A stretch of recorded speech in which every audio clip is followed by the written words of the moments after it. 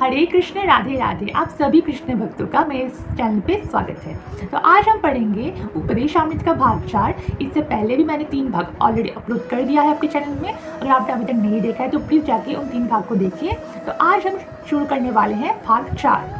चलिए शुरू करते हैं। तो मेरा जो ये वीडियो बनाने का उद्देश्य है कि उपदेशामृत का मैं 10 भाग बनाऊंगा, वीडियो सीरीज में आएगा।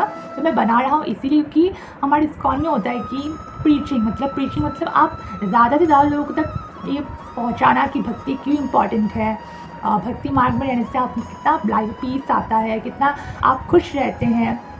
और इस कलयुग के लिए तो भक्ति बहुत ही इम्पॉर्टेंट है। कृष्ण भक्ति मतलब बहुत ज़्यादा ही इम्पॉर्टेंट है कलयुग के लिए, क्योंकि कलयुग केवल नाम है। अगर आप हरे कृष्ण महामंत्र का जप करते हैं तो आप इस कलयुग से उद्धार आपका इस कलयुग से उद्धार हो सकेगा।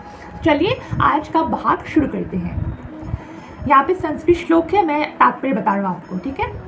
मनुष्य जीवन सादा जीवन तथा उच्च विचार के लिए है, क्योंकि सारे वृद्ध जीव श्री भगवान की तीसरी शक्ति के वश में हैं। ये भौतिक संसार इस तरह बनाया गया है कि जीव को कार्य करने के लिए बाध्य होना पड़े।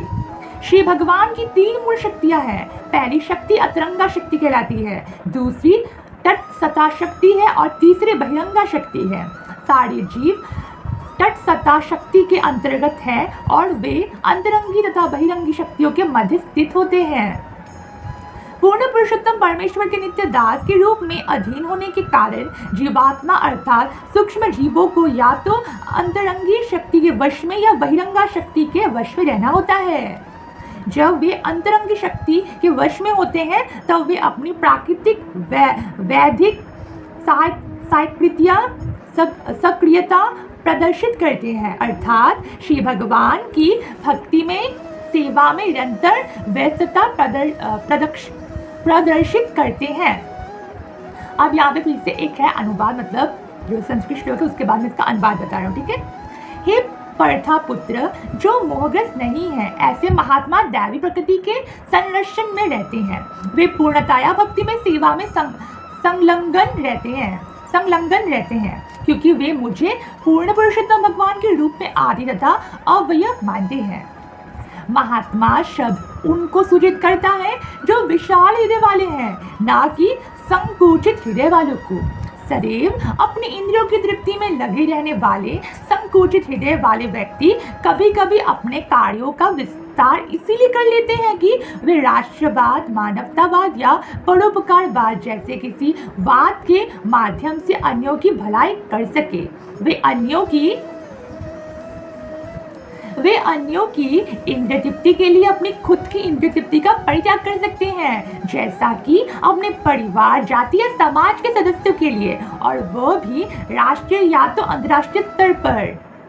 वास्तव में ये सब विस्तरीन इंद्रिय तृप्ति ही है, जो व्यक्तिगत से जातिगत और जातिगत से समाजगत हो सकती है। यह सब भौतिक दृष्टि से भले ही बहुत अच्छा लगे, लेकिन ऐसे कार्यों का कोई आध्यात्मिक महत्व नहीं होता। ऐसे कार्य का आधार इंद्रिय तृप्ति है, चाहे वो व्यक्तिगत हो या विस्तृत। जब मनुष्य परम भगवान की इंद्रिय को संतुष्ट करता है, केवल तभी उसे महात्मा अर्थात विशाल हृदय वाला व्यक्ति कहा जा सकता है। श्रीमद् भगवद गीता से अद्भुत उपयुक्त श्लोक में दैवी प्रकृतिम शब्द पूर्ण पुरुषोत्तम भगवान की तिरंगा शक्ति या हृदयायनी शक्ति के नियंत्रण को बताते हैं। ये हृदयायनी शक्ति श्रीमती राधा रानी के रूप में या उनके अंश लक्ष्मी के रूप में प्रकट होते हैं। देखिए यहाँ पर राधा रानी को ही लक्ष्मी, मतलब आपको पता होगा कि राधा रानी जो है वो कृष्ण के साथ लीला करने के लिए, मतलब देखिए जैसे वैकुंठ में श्री हरि विष्णु जी होते हैं, उनके साथ लक्ष्मी जी होती है। जैसे इसीलिए ही जब कृष्ण ने यहाँ पे धरती पर अवतार लिया, तब राधा रानी लक्ष्मी जी ने भी राधा रानी के रूप में, मतलब उनके साथ लीला करने के लिए ही उनके साथ अवतार लिया था। तो मतलब लक्ष्मी ही राधा रानी है। जब व्यक्तिगत जीवात्मा अंतरंग शक्ति के नियंत्रण में होते हैं तो उनका एकमात्र कार्य भगवान श्री कृष्ण या भगवान श्री विष्णु की तुष्टि होता है। यही महात्मा की स्थिति है। यदि कोई महात्मा नहीं होता तो वह दुरात्मा या संकुचित हृदय वाला व्यक्ति होता है। ऐसे मानसिक रूप से पंगु दुरात्माओं को श्री भगवान की बहिरंगा शक्ति महामाया के नियंत्रण में रखा जाता है। निसंदेह इस भौतिक जगत के सारे जीव माया के वश में हैं, जिसका कार्य उन्हें त्रिविध तापों के अधीन रखना है। मतलब हम जो यहाँ पे भौतिक संसार में है, यहाँ पे सब माया ही है। मतलब हम माया के चंग में फंस चुके हैं, ऐसा फंस चुके हैं कि हम भक्ति भूल ही चुके हैं। क्या ही बताएं। और ये ताप है देवताओं के द्वारा उत्पन्न किया गया कलेश तथा सूखा भूचाल तथा तूफान। यहाँ पे कुछ संस्कृत श्लोक है, तो मैं ऐसे नीचे वाला तात्पर्य वो पढ़ता हूँ। वृद्ध जीवों के समक्ष मुख्य समस्या है बारंबार जन्म, बुढ़ापा, रोग तथा मृत्यु का होना। मतलब जो वृद्ध जीव होते हैं, जो हमने जीवात्मा है, उनका यही मुख्य मतलब समस्या है। बार बार जन्म लेना, उसके बाद बुढ़ापा आना, उसके बाद उनके शरीर में बीमार होना, उनका रोग आना, उसके बाद मृत्यु हो जाना। तो ये जब तक आप इस मतलब जब तक आपका बर्थ होते रहेगा, तब तक आपका ये साइकिल चलते रहेगा। जन्म लिया, फिर आपका बुढ़ापा आया, फिर आपका रोग आया, फिर आप मर गए, फिर आपने जन्म लिया। ऐसे करके वो साइकिल चलते आते रहता है। भौतिक जगत में मनुष्य को शरीर तथा आत्मा के पालन हेतु कार्य करना होता है। मतलब मनुष्य को इस भौतिक जगत में शरीर तथा मतलब शरीर जो बॉडी और अपने आत्मा मतलब सोल के लिए पालन मतलब उसका पालन करने के लिए कार्य करना होता है। लेकिन वह ऐसे कार्यों को किस तरह करे जिससे वह कृष्ण भाव में संपन्न करने के लिए अनुकूल रहे। हर व्यक्ति को अन्न, वस्त्र, धन तथा शरीर के पालन हेतु अन्य जरूरी वस्तुओं की आवश्यकता होती है, लेकिन उसे अपनी वास्तविक मूल आवश्यकता से अधिक संग्रह नहीं करना चाहिए। मतलब हम लोग होते हैं ना, बहुत से लोग होते हैं पागल, और जैसे मतलब सुबह उठ के उनका से मन में वही रहता है कि पैसा कमाना है, ये खरीदना है, वो खरीदना है, ये लेना है, वो लेना है, लेकिन मुझे समझ नहीं आ रहा कि ये सब यहाँ छूट जाने वाला है, कुछ नहीं रहने वाला। और यहाँ पे मतलब यहाँ बोला गया है, लेकिन यहाँ पे बोला गया है अन्न, वस्त्र, धन। धन ऐसा नहीं कि धन आप पागल हो रहे हैं, मतलब धन कमाना नहीं है ऐसा मैंने कभी यहाँ पे लिखा नहीं कि नहीं आपको धन कमाना ही नहीं है, आपको कमाना है, लेकिन उसके पीछे पागल नहीं होना है।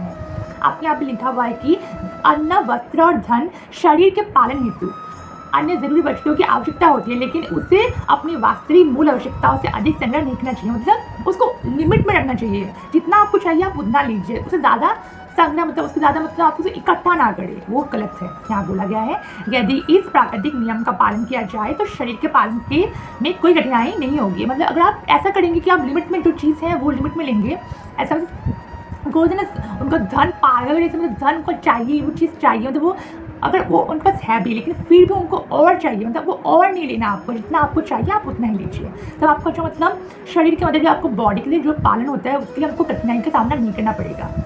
प्रकृति की अवस्था के अनुसार विकास की सीढ़ी में नियम स्थान पर स्थित जीव न तो आवश्यकता से अधिक खाते हैं न संग्रह करते हैं। फलतः पशु जगत में सामान्यतः न कोई अधिक समस्या उठती है न आवश्यक वस्तुओं का अभाव रहता है। यदि किसी सार्वजनिक स्थान पर एक बोरा चावल रख दिया जाए तो चिड़िया आकर कुछ दाने चुगेगी और चली जाएगी, लेकिन मनुष्य तो पूरा बोरा उठा लेगा। तो यहाँ बोला गया है कि एक सामाजिक स्थल पे जहाँ मतलब सोचिए एक एग्जाम्पल दिया यहाँ पे कि एक बोरा अन्न रखा है, हाँ, तो वहाँ पे चिड़िया थोड़ा सा 2-3 दाने चुग के चली जाएगी। लेकिन हम मनुष्य क्या है कि हम तो करेंगे कि वो एक बोरा चावल किसको ज़्यादा मिलेगा किसको कम मिलेगा, हमें वही हम झगड़ा करना स्टार्ट कर देंगे कि हम तो वैसे हो ही चुके हैं एकदम, क्योंकि हम माया के चंगुल में फंस चुके हैं पूरा। तो कोई बात नहीं, यहाँ पे वही बोला गया है। लेकिन मनुष्य तो पूरा बोरा उठा ले जाएगा। मतलब मनुष्य ऐसे हो गए कि मतलब उनके पास अगर चावल होगा भी लेकिन फिर भी वो उनको वो चावल ही चाहिए होगा, वो पूरा बोरा उठा के ले जाएंगे। लेकिन चिड़िया क्या होगी, वो 2 दिन चुप के चली जाएगी। तो यही हम लोग में और उन पशु में यही फ़र्क है। उसके पेट में जितना आएगा उतना वो खाएगा और जो बचेगा उसे भंडार में रख देगा। शास्त्रों के अनुसार इस प्रकार से अधिक का संग्रह अत्याहार वर्जित है। इस समय सारा विश्व इसी के कारण कष्ट उठा रहा है। तो ये भाग 3 खत्म हुआ आज।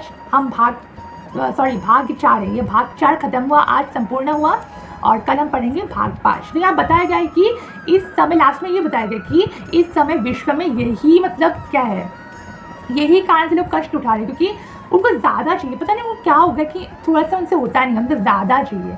तो ज़्यादा में ना पढ़िए, आप थोड़ी में खुश रहिए।